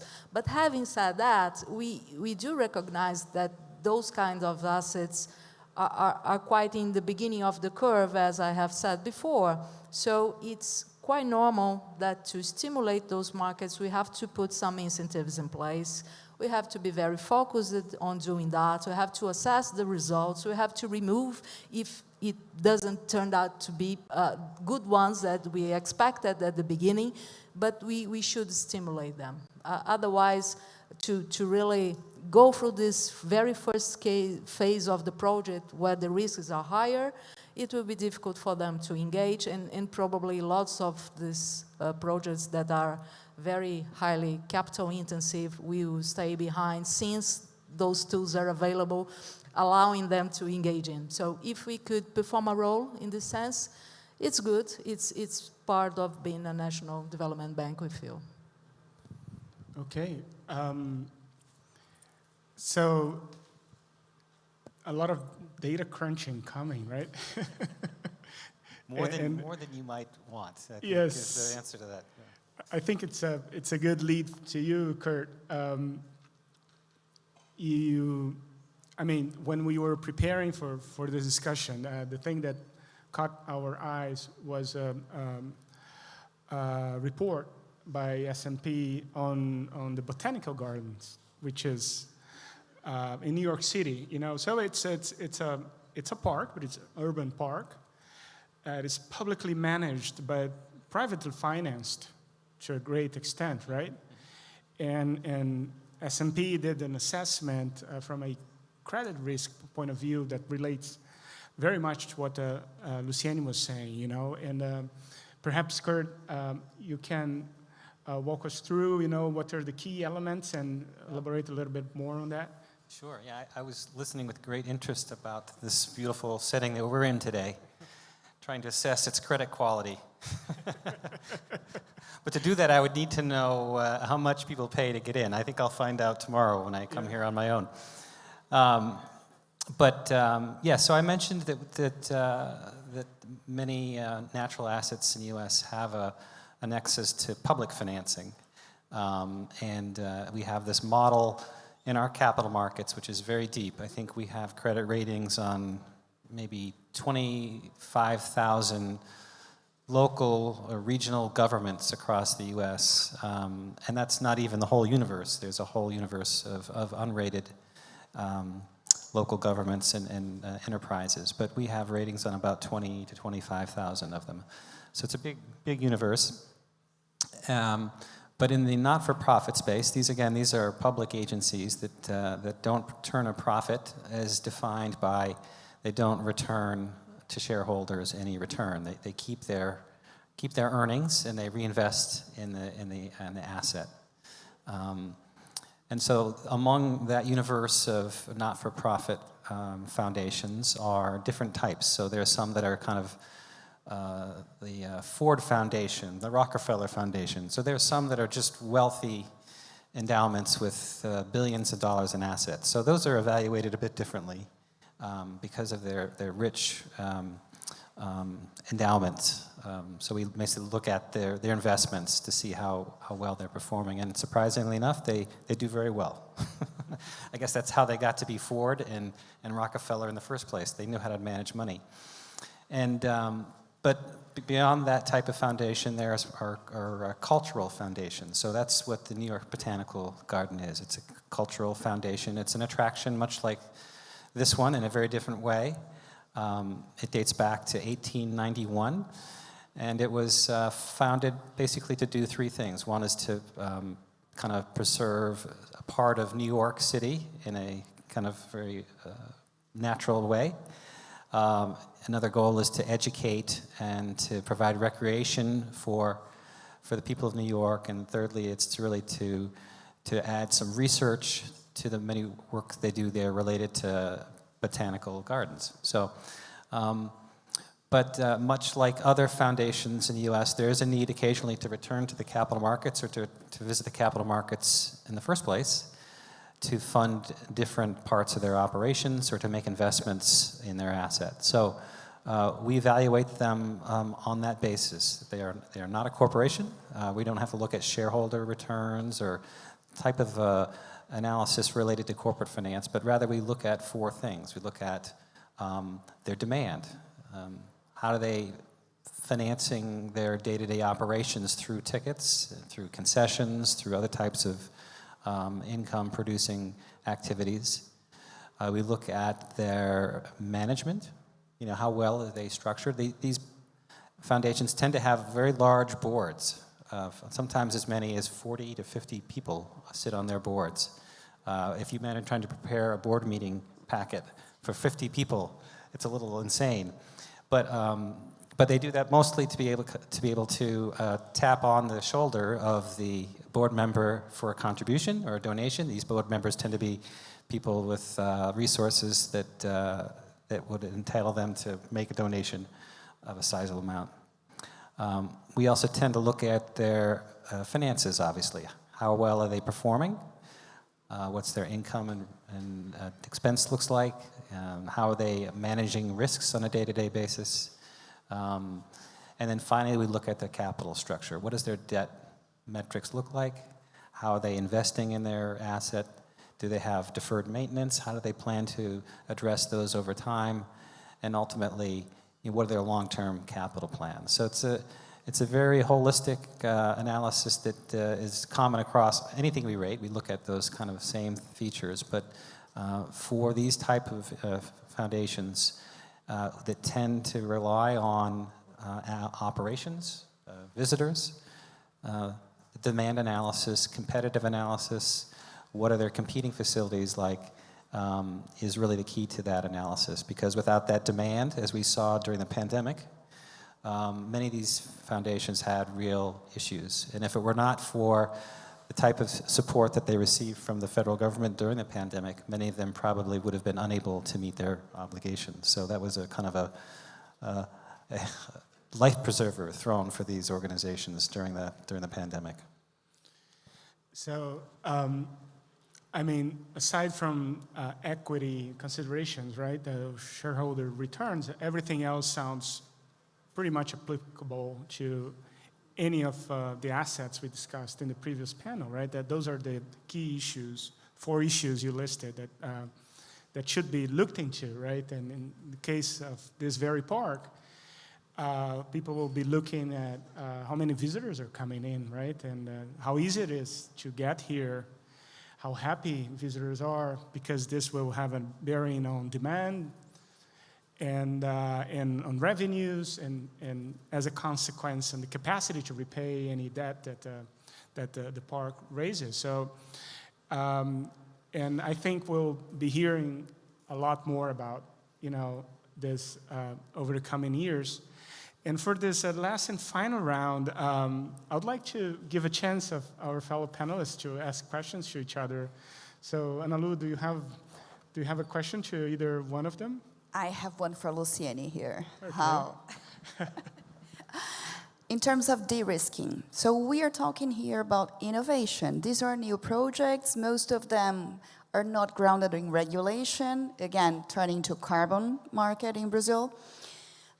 Is there a recipe or something that could be used that was already tested for de-risking for other markets, other projects, that we could reply, for instance, to boost the voluntary carbon market in Brazil?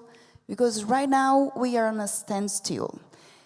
We are just shooting in our own foot here because we have the lending issues, and these lending issues are making the prices of the carbon credits just go to zero or negatives. So the market is in a standstill, which means that when we're talking about connecting a park to another park, but we have private areas in the medium, we won't have private parties to implement these projects, especially in areas that are not too attractive as Amazonia, because we don't have a market there. And I don't see, at least until now, a good push from the public sector for it to take place. So could we rely on BNDES for that?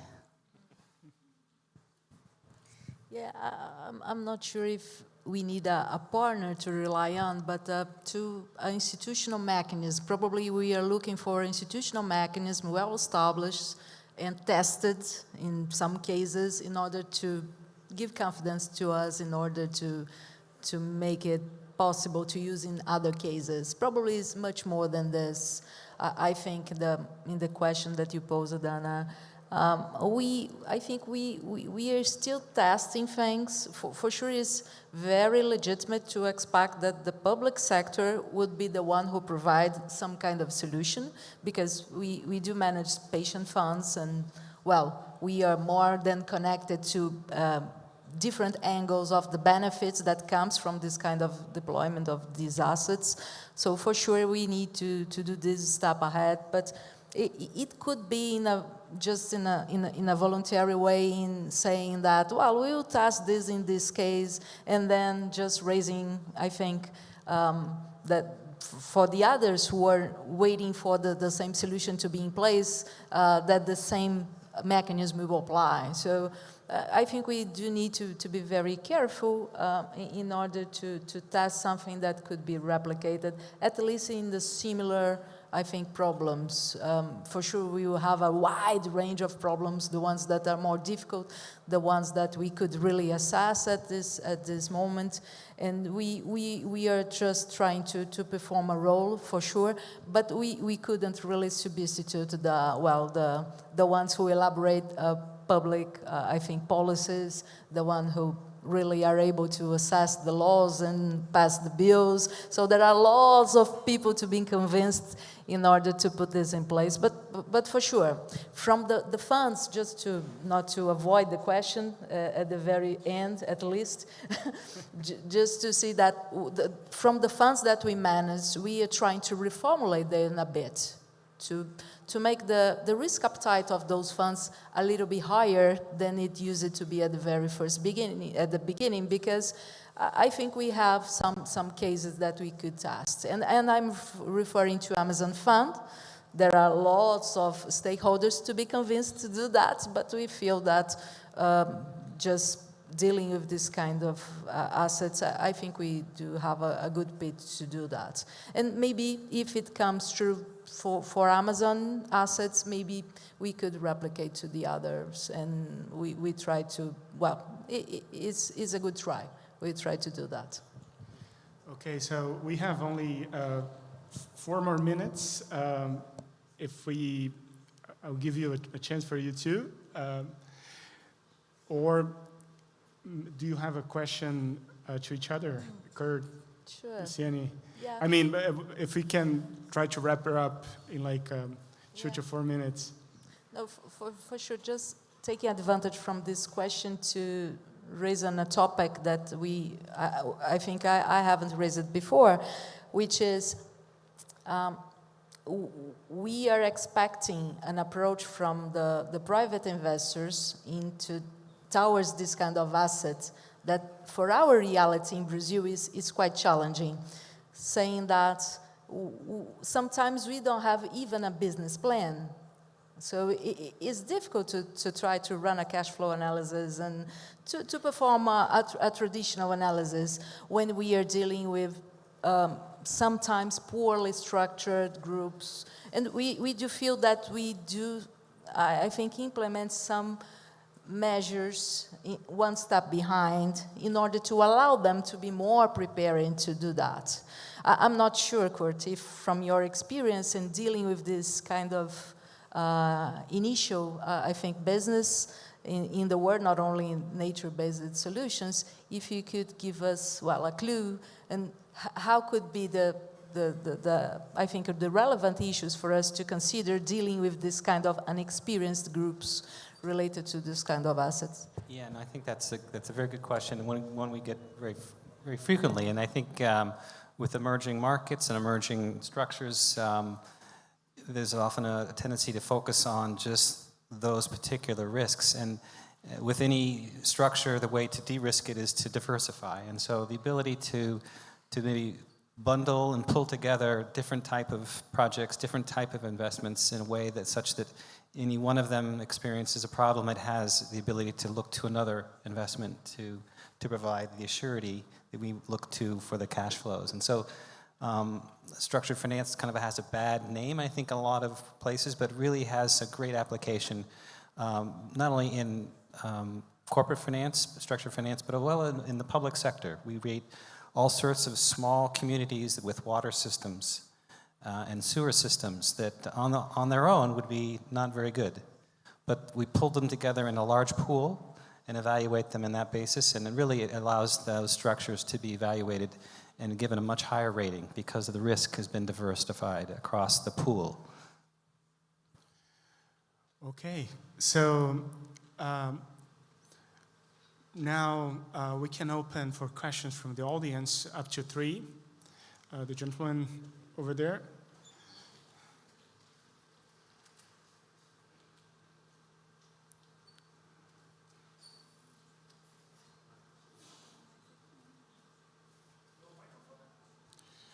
Somebody please can hand him a microphone. Sorry for that.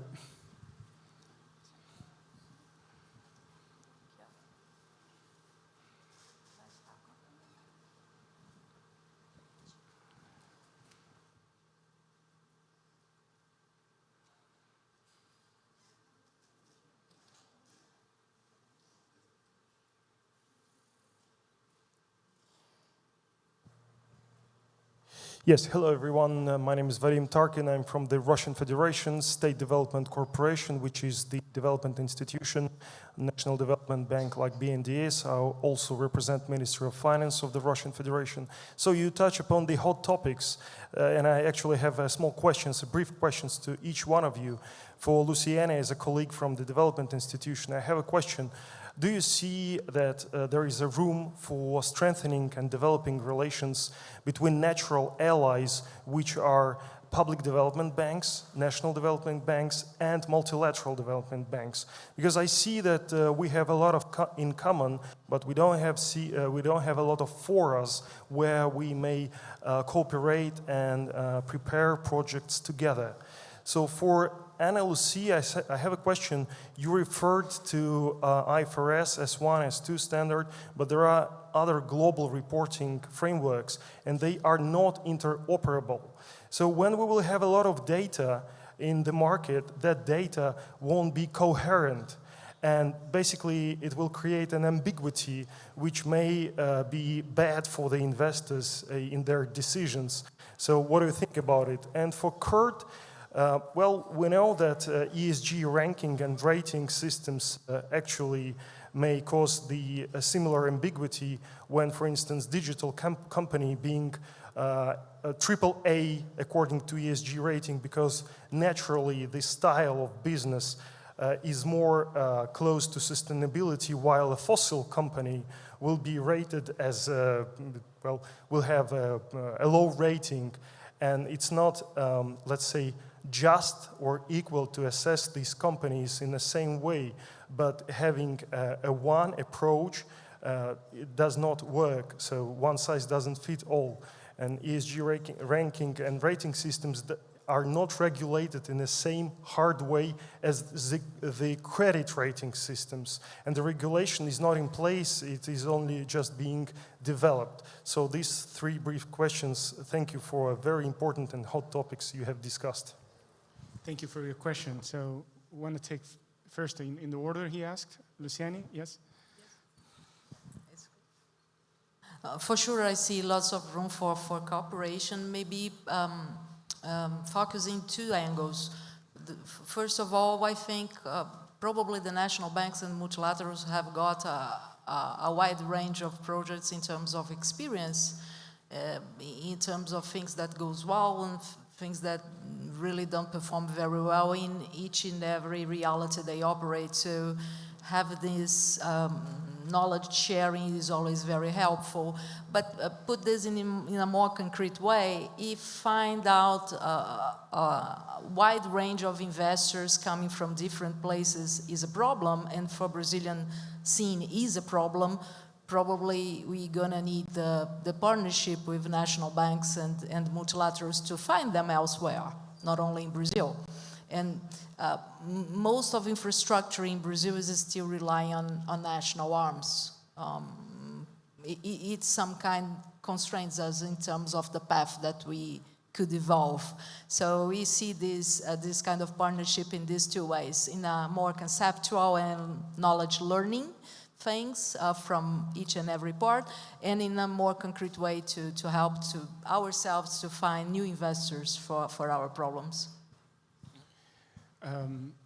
Kurt, do you want to take the sure. question? And then we go for Ana Lu.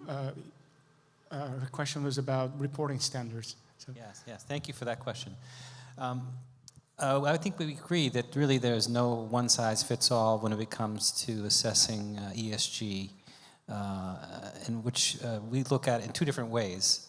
In the concept of value and to different shareholder and stakeholders. So stakeholders may be the community around the area where we're doing the analysis. It may be not-for-profits, maybe governments. So that's kind of one way of assessing ESG, is really looking at the stakeholders around it. On the credit rating side, so shifting over to just more of a quantitative analysis, really our focus is on the risk side of it. What are the risks associated with climate change, the risks associated with management and governance, which is all what we've been assessing for as long as we've been doing our business, and really what are some of the more emerging social risks and how that might impact the credit rating. So the credit rating portion of ESG is really a much more narrow risk-based analysis, as opposed to looking at the basically stakeholder value associated with ESG rankings. We don't really have a scorecard for ESG. We look at sort of whether they're complying with their second-party opinions, which we provide. But on the credit rating side, we really mostly focus on the risks. Okay, and for me here, the reporting standards, yes, they are not interoperable today, but let's remember, S2 regards climate risk disclosures, and they are grounded on TCFD, the Task Force on Climate-Related Financial Disclosures. These was globally adopted. Majority of the countries, especially the financial system, was in it. And what we see is a trend is that these reporting standards are now signing MOUs. So the GRI has signed an MOU with the IFRS in order to harmonize, and let's see if in the future they will just turn one and GRI could disappear, such as the SASB one, which was incorporated. It's a challenge because they are grounded on different materiality assessments. We go from the impact materiality to the financial materiality, but it's a way that we are building right now. First of all, we didn't have sustainability reporting 5 years ago. We had the TCFD from 2017, and we were just trying to understand if other companies than banks would adopt it. Right now, we are talking about 2 standards from the most respected financial authority regarding reporting. So S1 and S2, at least on our view here, tends to be globally adopted, and that's what we hear also in several places. And even in the places that we have other kind of reporting, such as the CSRD in Europe, some of the books of the ESRS are getting aligned with the S2, of course, and we tend to believe that when we get to the S3, that probably will encompass biodiversity, ecosystem, and ecosystem services, then they will also align to the ESRS book for biodiversity, and also with the TNFD, which is the Task Force on Nature-Related Financial Disclosure. So this is being built up right now. Just one point for us to think about. I got to know last week that China has an exposure draft right now, a public consultation for a sustainability reporting standard grounded on double materiality, which is similar to Europe, not to the US and not to the IFRS, so it's a step ahead. And also it would apply to public companies and non-public companies. And the great difference here is that it is aligned with S1, but a step ahead. So we have a changing world for reporting, and we'll have a flood of data. In the beginning, they will not be 100% comparable, but I can assure you that we are going to shift the market when investors will really understand the size of the risk they have on their hands and also the size of the opportunities. Thank you. So a lot going on. I mean, nothing is perfect, but my feeling from this panel is that we're moving in the right direction, right? And a lot has happened over the past 10 to 5 years, and much more is to come. Unfortunately, we have run out of time, and I'll have to end the panel here. Thank you very much for your participation. If you have any further questions, you can reach out to us right after this. We will be happy to answer any further questions that you have. Thank you very much.